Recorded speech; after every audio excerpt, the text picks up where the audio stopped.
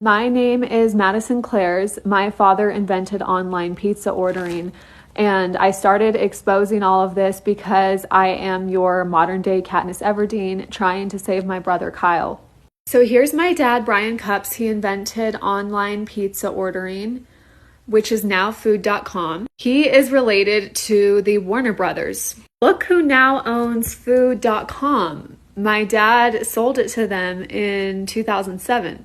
When he started getting a lot of blackmail because one of his big clients didn't like that the dark web was created and they were accusing him of being a spy, which, by the way, he is a CIA handler.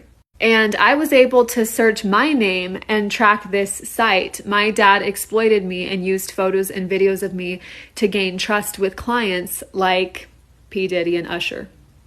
Check this out. Plain Jane. Should we say Jane Doe or should we say Jane Doe? Pun intended. And look who just resigned. And by the way, I don't know if I said this, my dad is related to the Warner Brothers, well, and me too. And it goes all the way back through Freemasonry. Let's look at his tattoos. Would you look at that? A monarch, a Freemason, and a family crest. Look at this magazine I found connected to his name. Monarch dealers everywhere, because they sell kids. You might be thinking, how is the CEO of Warner Music in Japan related to all this? Well, if you search Brian Cups in web.archive.org, this site pops up. And if you click on it, by the way, what does insitters and managers have to do with pizza?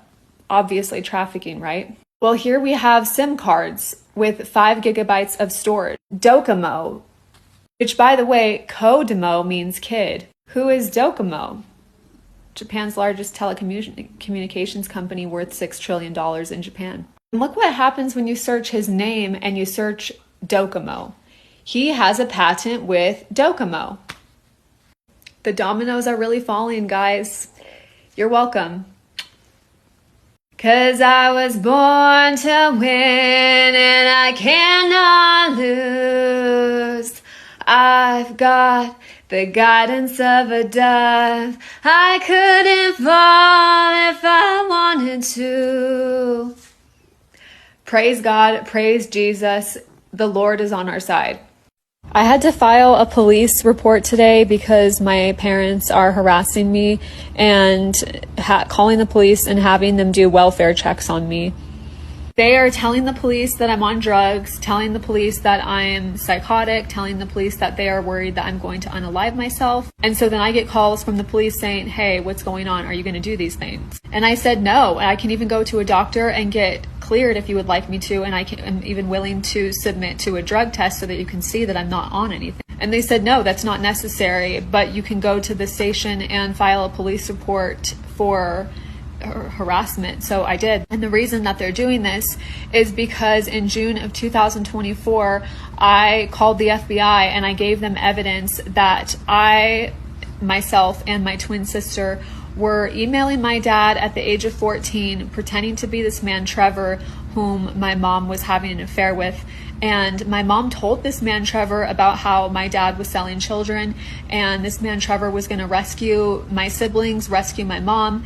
And my twin sister wanted to get my dad to admit to what he had done because I didn't have any memories of it. And he had assaulted us as kids and exploited us.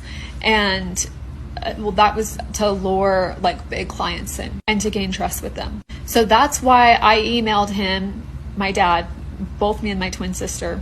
And this man, Trevor, was stringing my mom along for 3 years. And I don't think he was ever actually going to help. Or it's possible that my mom was just too afraid to leave and she was stringing this man along. Who knows? Either way, my twin sister and I wanted to get our father to admit to what he had done because my father would make statements like, you know, if you leave me, then I will track you down and unalive you. He would say that to my mom, and we were terrified. And he would say things like, I'm an asset to the CIA and I can have anyone's death staged like starts with an S, ends with I'd. So that's why we did that. And unfortunately, this man was unalived a few days later after we had sent the emails. And now I have even more evidence on my page, so feel free to check that out. Anyways, thank you to everybody who supports me on this and believes me. Also, just to give you a little background about psychosis, PTSD and psychosis are like this. I have been told by a doctor who specializes in psychosis that he has never seen a case of psychosis without trauma present. So even if I was psychotic, it would mean that I was going through PTSD. A lot of veterans even experience psychosis when they come home from wars, which are very traumatic. So you can tell me that I'm crazy. You can call me psychotic. It actually doesn't hurt my feelings because I understand how psychosis works. It's actually caused by your brain breaking due to a severe amount of trauma.